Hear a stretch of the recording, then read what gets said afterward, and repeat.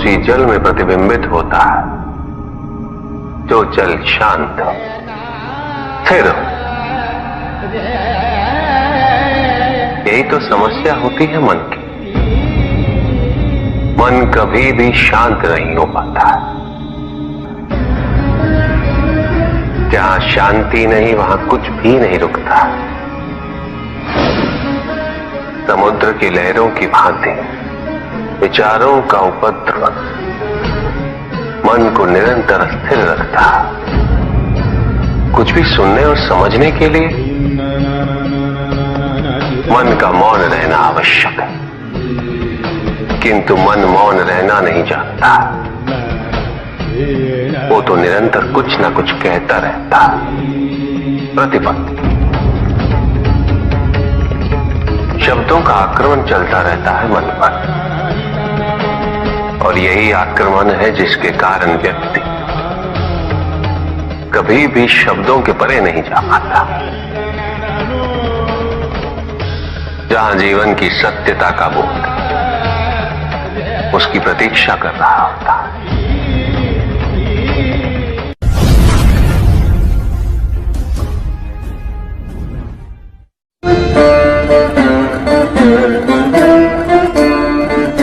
मैं वो हूं जो नहीं है,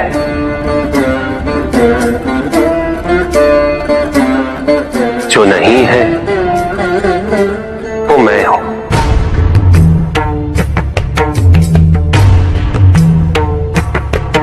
चिरकाल तक सभी को यह स्मरण रहे,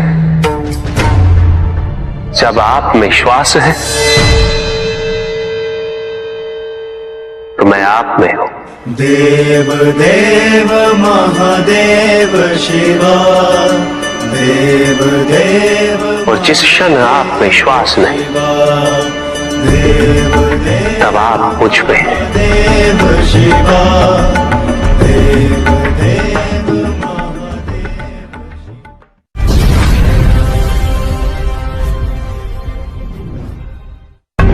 सत्य को जानने के लिए वन में जाना अनिवार्य नहीं है।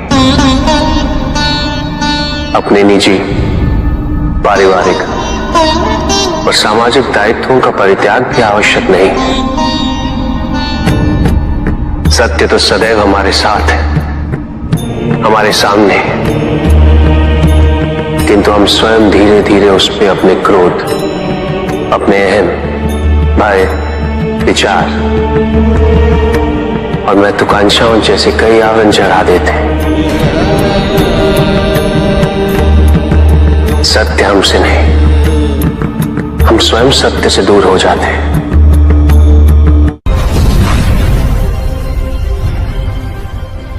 छल तुम्हारी अपनी इच्छाओं ने किया है,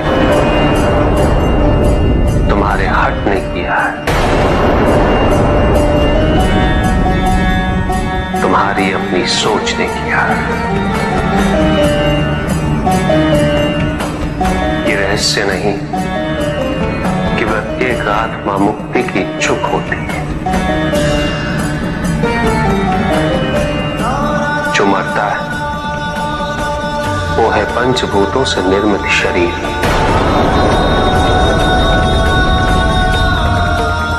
किंतु आत्मा तो अजर है, अमर है।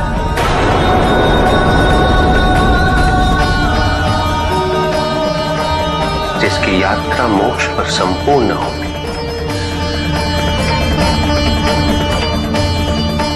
जहां सांसारिक बंधनों से व्यक्ति मुक्त हो जाता है,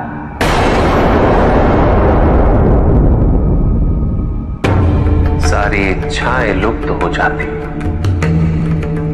किंतु तुमने तो कभी सत्य की खोज ही नहीं की।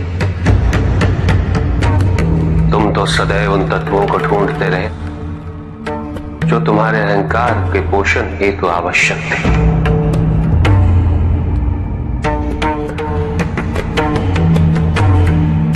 किंतु सत्य तो यही है कि ना कोई तुम्हारा है और ना तुम किसी के। जो है वो परमात्मा का है, और जो नहीं वो भी परमात्मा का ही है। इस शरीर में तुम इस सत्य से अनभिज्ञ हो, किंतु इस शरीर के पूर्व तुम्हें इस सत्य का बोध था और इस शरीर के पश्चात भी रहेगा। प्रश्न ये है कि क्या तुम इस सत्य को अभी स्वीकार करना चाहते हो? यदि करते हो तो परिवर्तन का मार्ग स्वतः प्रदर्शित हो जाएगा। आजीवन तुम प्रत्यक्ष को ही सत्य मानते रहे, परोक्ष सदैव महत्वहीन रहा। तुम्हारे पास यही अवसर है उस भूल को सुधारने का। भक्ति हेतु यदि कुछ अनिवार्य है तो केवल भक्ति ही।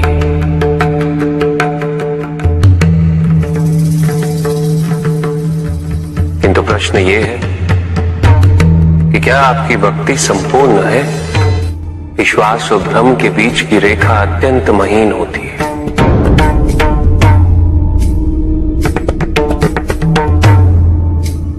असंख्य व्यक्ति ये नहीं समझ पाता कि उनका विश्वास विश्वास है या भ्रम।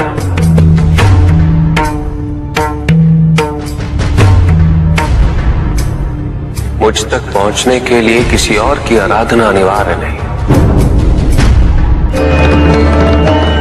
मेरे सच्चे भक्त तो मुझे किसी भी रूप में पूज सकते, किसी भी रूप में प्राप्त कर सकते।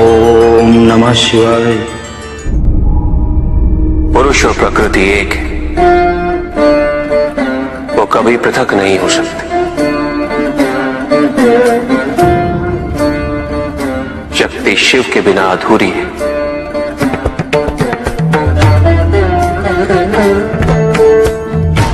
और शिव तो शक्ति के बिना शव के समान है।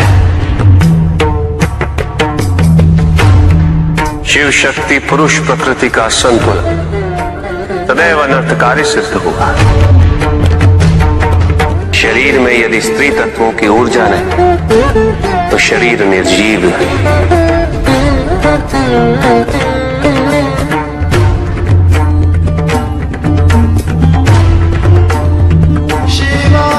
शक्ति और शिव के संपूर्ण रहस्यों को समझ लेना भक्ति, ज्ञान और तपस्या की पराकाष्ठा है।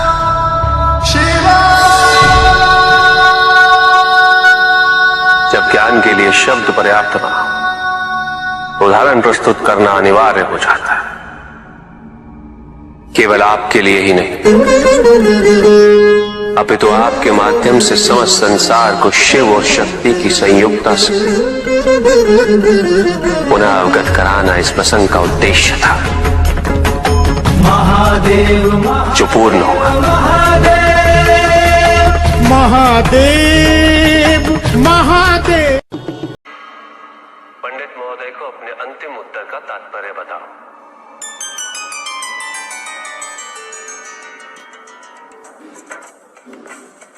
तात्पर्य यह है पंडित जी, इस जगत में 1 गुण, 2 गुण, 3 गुण, 5 गुण, ये सारे आरोपण मानव का मस्तिष्क करता है। अन्यथा जगत तो ब्रह्म माया है और ये सारे गुण भी माया मात्र है। सब कुछ निर्गुण है मेरे महादेव की भांति।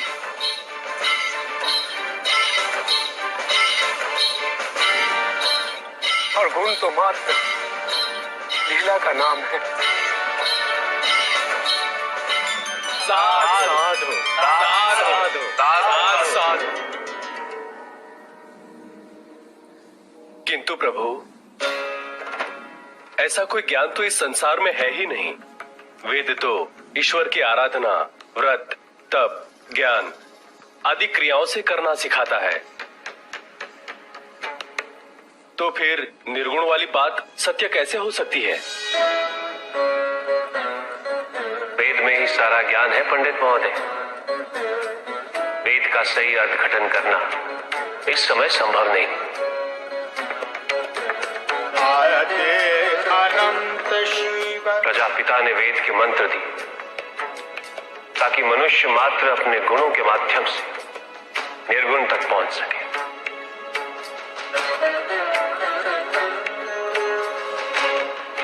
किंतु आप सब गुणों की मीमांसा में ही रुक गए। प्रश्न भी आपका और उत्तर भी आप ही का। व्रत, तप, दान, यज्ञ इत्यादि से ही संसार का निर्वाह होता है। किंतु उसी वेद में ईश्वर प्राप्ति के लिए निर्गुण बनने का मार्ग छिपा हुआ है। उस ज्ञान को आप देख नहीं पाते पंडित महोदय,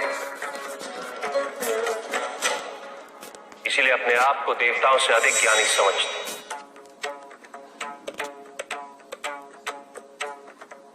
पंडित महोदय, ज्ञान का भ्रम होना अज्ञानता का प्रथम लक्षण है। इस प्रकार भरे हुए पात्र में कुछ नहीं समाता, उसी प्रकार ज्ञान के अहंकार से भरे मन में अधिक ज्ञान नहीं समाता।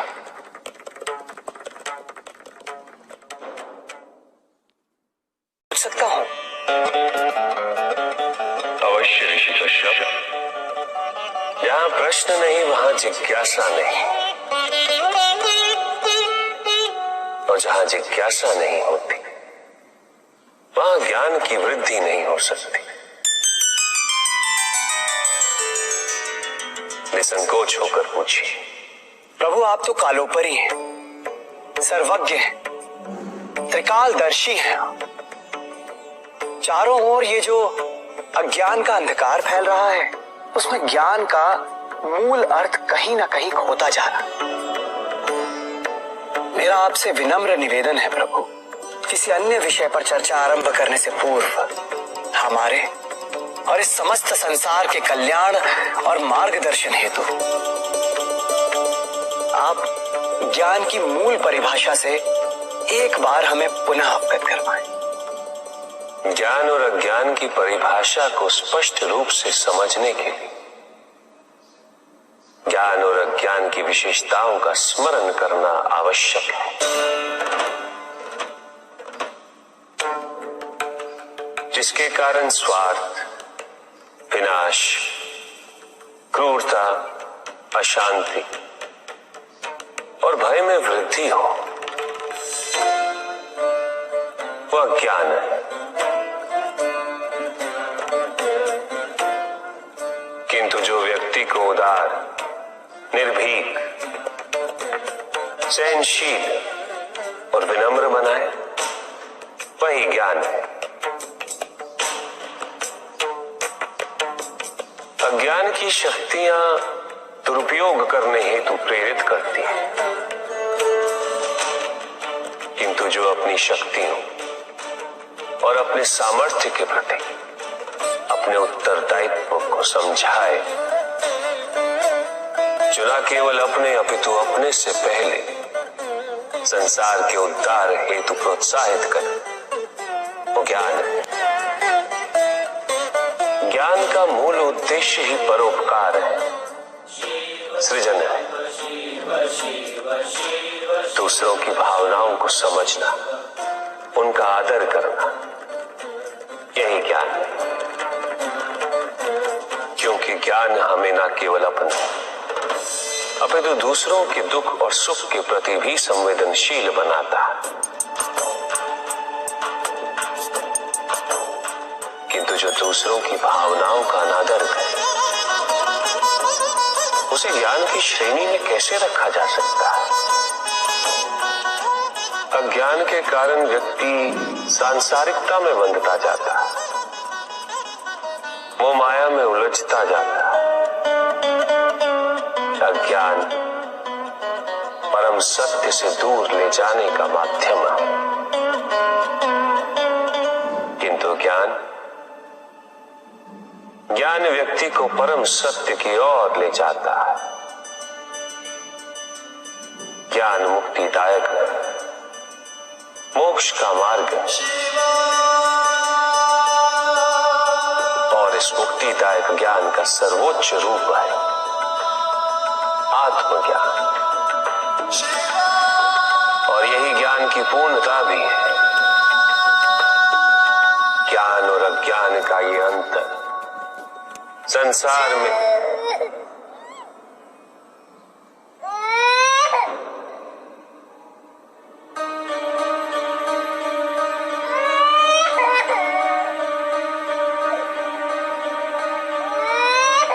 ऋषि कश्यप, ये तो किसी शिशु का क्रंदन है। विदर्भ देश के राजा और मेरे भक्त सत्यार्थ का पुत्र चालू देश के राजा ने सत्यार्थ की हत्या कर दी। सत्यार्थ की पत्नी ने अपने शिशु के साथ अपनी रक्षा करने हेतु वन में शरण ली, किंतु अब तो वो भी मृत्यु को प्राप्त हो चुकी है। भक्ति का उचित मार्ग बताए हमें, ताकि मेरी भांति दूसरा कोई भूल ना करे। भक्ति मुक्ति का आधार है पुष्पदल, और मुक्ति तो केवल समर्पण से ही संभव होगी। और समर्पण के लिए पुष्प नहीं, स्वर्ण नहीं, आभूषण भी नहीं, रत्न नहीं, धन नहीं, विधि विधान नहीं, केवल अपने मन को अर्पित करना अनिवार्य है। जानना चाहते हो पुष्पधर कि वो कौन से पुष्प हैं जो मुझे अत्यंत प्रिय है? इंद्रियों का नियंत्रण, दया, शांति, तप, क्षमा, ध्यान और सत्य। और जब कोई मेरे इन पुष्पों से आराधना करे, मैं अवश्य प्रसन्न होता हूं। भक्ति में भव्यता आवश्यक नहीं है पुष्पदल, अभी तो सरलता आवश्यक है। भक्त के लिए ये समझना अत्यंत कठिन हो जाता है, प्राय भक्ति कब मोह में परिवर्तित हो जाती है। और ऐसे में पथ भ्रमित होना अनिवार्य है।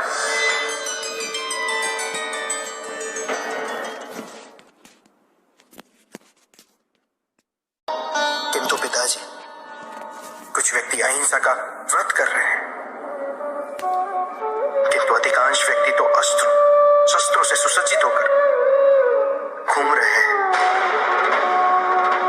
शरीर की रक्षा के लिए बड़े दुर्ग बनाए जा रहे हैं, कवच बनाए जा रहे हैं, क्योंकि उन्होंने स्वयं योग और शुभता के कवच का त्याग कर दिया पुत्र।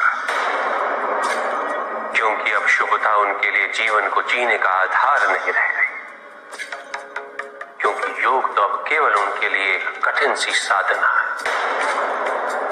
जो व्यक्ति, जो समाज योग से और साधना से जितना विमुख होगा, वो समाज आत्मरक्षा के लिए कवच, दुर्ग और अस्त्रों और शस्त्रों के निर्माण हेतु सदैव विवश होगा।